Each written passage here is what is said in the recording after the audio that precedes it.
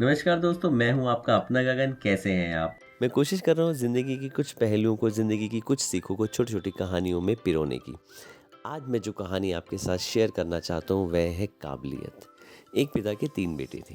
उनका व्यवसाय काफ़ी बड़ा था। बढ़ती उम्र के साथ-साथ पिता को एक चिंता खाई जा रही थी कि उनके बाद उनके किस बेटे में इतनी काबिलियत है कि जिसे वह अपना पूरा व्यवसाय सौंप कर जा सकते हैं।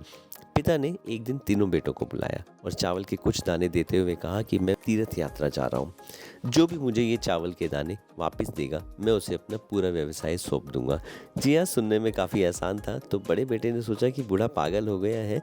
चावल के दाने उसी वक्त फेंक दिए और सोचा जब पिताजी वापस आएंगे तो अनाज के ढेर से कुछ चावल के दाने उन्हें वापस कर दूंगा। मझले बेटे ने सोचा कि कहीं ये चावल के दाने कोई चमत्कारी दाने ना हो। उसने उस चावल के दानों को एक पोटली में डाला और उनकी नियमित रूप से पूजा करने लगा। पर सच्चाई ये है कि कुछ दिनों के बाद मैं पूजा करना भी भूल गया। सबसे छोटे बेटे ने एक फैसला लिया। उसने घर के पीछे पड़ी खाली ज़मीन पर उन चावल के दानों को बिखेर दिया और नियमित रूप से उसमें खाद और पानी भी देने लगा। कुछ वक्त के बाद जब पिताजी वापस आए तो बड़े बेटे ने ठीक वैसा ही किया। अनाज के ढेर से कुछ चावल के दाने लिए और पिताजी को वापस दे दिए। मझले बेटे ने वह चावल की पोटली से उन चावलों को निकाला और पिताजी को वापस दे दिए। जब छोटे बेटे की बात आई तो छोटा बेटा अपने पिताजी को पीछे पड़ी खाली ज़मीन पर ले गया और लहराती हुई एक फसल दिखाई। कहा, पिताजी, आप चावल के कुछ दाने देकर गए थे, मैंने उन्हें लाखों दानों में बदल दिया है।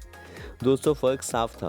पिता ने बिना किसी झिझक के अपने व्यवसाय की सारी बागडोर अपने सबसे छोटे बेटे के हाथों में सौंप दी।